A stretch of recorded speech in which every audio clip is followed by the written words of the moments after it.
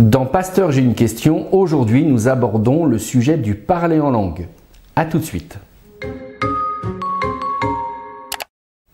Je réponds à une question de Dominique. Pasteur, nous sommes dans le temps de la Pentecôte où les disciples parlent en langue. Que signifie le parler en langue? Doit-on parler obligatoirement en langue? Pourquoi existe-t-il de multiples interprétations sur le sujet? Dominique, pour répondre à votre question, il faut repartir de l'interprétation d'Acte 2. Mais avant d'interpréter Acte 2, j'ai besoin de vous expliquer une petite donnée basique en matière de théologie. Lorsque vous lisez les évangiles et les actes, vous les lisez avec l'idée de l'interpréter en fonction directe de l'Ancien Testament. Pourquoi? Parce qu'à l'époque, les premiers rédacteurs bibliques allaient chercher toujours dans l'Ancien Testament de quoi justifier ce qu'ils vivaient. C'est pour ça que vous avez plein de mentions, comme il est écrit, comme cela est mentionné, etc. À chaque fois, c'est donné. Si vous allez dans les écrits de Paul, alors c'est une autre façon d'interpréter. Parce que Paul se réfère très peu aux prophètes et à la loi. Par contre, il va développer des concepts théologiques issus d'une analyse plutôt grecque de la pensée chrétienne. Donc, c'est deux règles d'interprétation différentes. Nous concernant donc dans le récit de la Pentecôte, nous sommes dans le livre des Actes, il faut donc se référer directement à un texte qui, dans l'Ancien Testament, nous parle aussi des langues. Et vous l'aurez compris tout comme moi, le texte qui nous parle des langues, c'est le texte qui se trouve en Genèse au chapitre 11, c'est le récit de la tour de Babel. Nous allons le lire. Nous sommes Genèse au chapitre 11, les versets 1 à 9. La terre entière se servait de la même langue et des mêmes mots. Or, en se déplaçant vers l'Orient, les hommes découvrirent une plaine dans le pays de Shinéar et ils y habitèrent. Ils se dirent l'un à l'autre, « Allons, moulons des briques et cuisons-les au four. » Les briques leur servirent de pierre et le bitume leur servit de mortier. « Allons, dirent-ils, bâtissons-nous une ville et une tour dont le sommet touche le ciel. Faisons-nous un nom afin de ne pas être dispersés sur toute la surface de la terre. » Le Seigneur descendit voir la ville et la tour que bâtissaient les fils d'Adam. Et dit le Seigneur, ils ne sont tous qu'un peuple et qu'une langue, et c'est là leur première œuvre. Maintenant, rien de ce qu'ils projetteront de faire ne leur sera inaccessible. Alors, descendons et brouillons ici leur langue, qu'ils ne s'entendent plus les uns les autres. De là, le Seigneur les dispersa sur toute la surface de la terre, et ils cessèrent de bâtir la ville. Aussi lui donna-t-on le nom de Babel, car c'est de là que le Seigneur brouilla la langue de toute la terre, et c'est de là que le Seigneur dispersa les hommes sur toute la surface de la terre.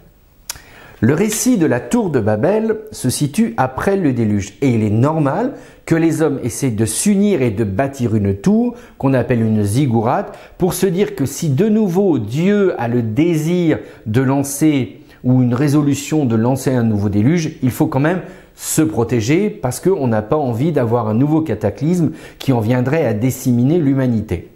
Mais la communauté des hommes, une seule langue, un seul peuple, se ligue contre Dieu et Dieu ne trouve pas cette initiative à son goût, vient mettre la fin de l'unité parmi les hommes en divisant les hommes à travers les langues. C'est pourquoi les hommes se répandent sur toute la terre en fonction des langues pour pouvoir, entre guillemets, tout simplement vivre en communauté. Et l'idée centrale qu'il faut retenir, c'est que Dieu utilise les langues pour séparer les hommes qui s'unissent contre lui. À présent, allons du côté de la Pentecôte. Donc nous avons le récit de l'Ancienne Alliance, Genèse chapitre 11, et maintenant nous passons au récit de la Pentecôte.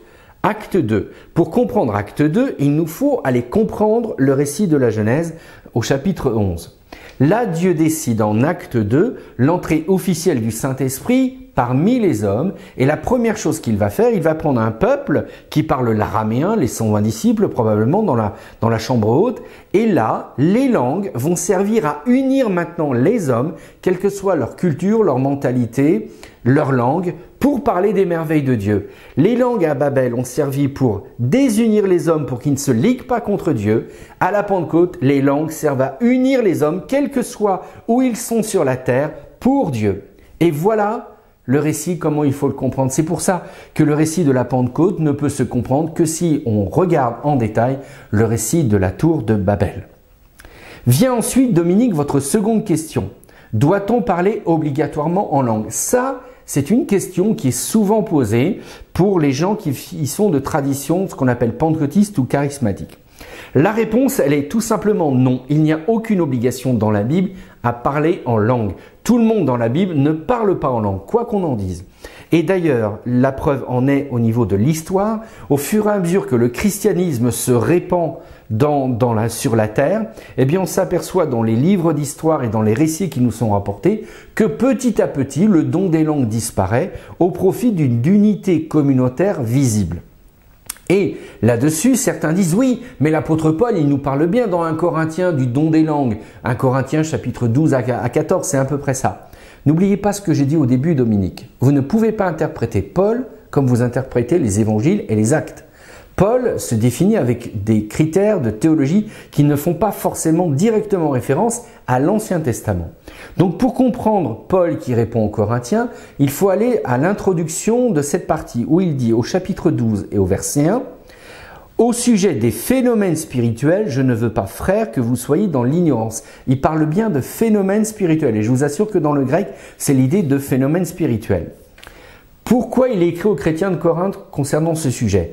Parce que les chrétiens et chrétiennes de Corinthe sont très friands de phénomènes extatiques. C'est ce que nous enseigne l'histoire religieuse de cette ville avant, pendant et après l'arrivée du christianisme.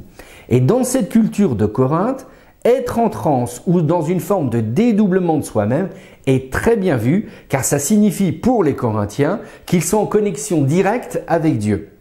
Et donc, ces chrétiens et chrétiennes de Corinthe subissent immédiatement cette influence de leur milieu, tout simplement. Et pour eux, il est normal d'être dans un phénomène extatique pour ressentir Dieu, tout simplement. Mais ça vient de leur histoire, ça vient de leur façon de penser. Et donc, Paul tente, dans les chapitres 12, 13, 14, avec diplomatie, de réguler ces fameux phénomènes extatiques qui, selon lui, n'ont absolument rien d'obligatoire. Donc voilà comment il faut comprendre le récit. Alors vient votre dernière partie de la question, Dominique. Pourquoi existe-t-il de multiples interprétations sur le sujet?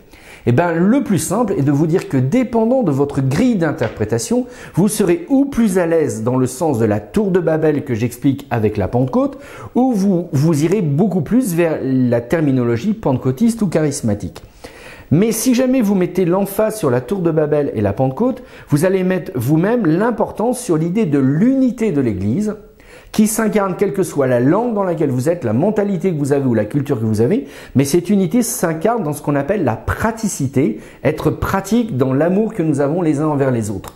Et d'ailleurs, je pense que Jésus nous le rappelle sciemment lorsqu'il dit en Jean 13, 35 « À ceci, tous vous reconnaîtront pour mes disciples, à l'amour que vous aurez les uns pour les autres. » Pas au phénomène extatique que vous vivrez, ni au dédoublement que vous vivrez, ni aux choses merveilleuses, mais à bien l'amour que vous avez les uns pour les autres. Et comme je le dis souvent, pratiquer l'amour, c'est loin d'être si simple que ça, et c'est peut-être là vraiment que le défi des disciples de Jésus-Christ. Donc vous pouvez être dans ce cadre-là, soit vous êtes plutôt à la recherche d'une grille palpable qui vous permet d'affirmer que vous êtes bien chrétien ou chrétienne. Et en ce sens, vous irez, Dominique, davantage vers l'interprétation pentecôtiste ou charismatique des langues, parce que pour vous, eh bien, il faudra que vous ressentiez l'idée que vous êtes vraiment rempli du Saint-Esprit, que vous êtes agréé par Dieu, et donc vous serez plutôt dans cette démarche-là. Pour ma part, si vous me permettez d'avoir un positionnement, je me situe vraiment dans le premier volet qui met en parallèle la tour de Babel avec la Pentecôte, comme motif que l'unité de l'Église, quelle que soit sa langue, sa culture et mentalité, elle doit être faite au quotidien. Je ne dis pas que c'est facile à vivre, je l'ai dit déjà dans cette vidéo. Parce que dire que l'on vit d'amour les uns avec les autres, c'est aussi des fois prendre des risques énormes. Mais c'est ce que demande Jésus et je pense juste que c'est vers là qu'on doit se diriger. Et d'ailleurs, je crois que Paul, vous voyez, on arrive à faire un lien. Paul rejoint cette pensée puisqu'il dira à un moment au chapitre 13 et 14 des Corinthiens que l'amour que nous avons les uns pour les autres est le chemin par excellence. Donc vous voyez, il rejoint quand même le point de vue de Jésus et ça c'est le plus important. Et pour finir, Je veux juste vous dire que j'ai de la famille et j'ai des amis qui sont dans les milieux chrétiens qu'on appelle pentecôtistes ou charismatiques. Et je ne remettrai jamais en cause le fait que pour moi, ils ont beau parler en langue ou vivre de prophéties ou de paroles de connaissance, etc. Je ne remets pas en cause leur amour qu'ils ont pour Dieu.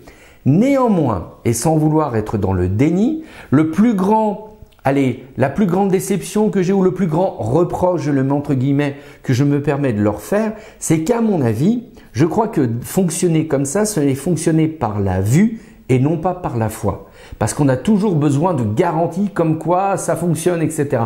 Alors que pour moi, les chrétiens sont appelés à vivre par la foi et non pas par la vue. Et pour moi, toute forme de don qui nous est offert par Dieu, c'est juste là pour nous fortifier, mais pas pour en faire une règle de vie ni de marche chrétienne, parce que nous sommes appelés à marcher par la foi et non pas par la vue. Et je crois qu'on n'a pas besoin de preuves pour ça, si ce n'est d'être dans la prière du quotidien et de la révélation que Dieu est avec nous tous les jours jusqu'à la fin du monde, que nous croyons ou non dans les dons des langues, que nous vivions des choses extatiques. Il y a une promesse, je suis dessus et je me positionne dedans. C'est le principe de la réforme, la foi seule, la grâce seule. Voilà.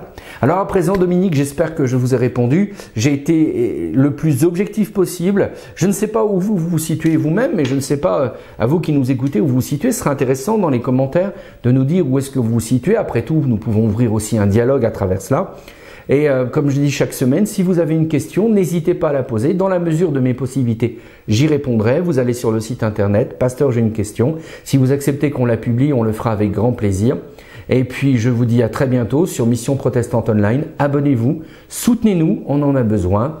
Et quoi qu'il arrive, prenez soin de vous, que Dieu vous bénisse et vous garde. Et à tout bientôt.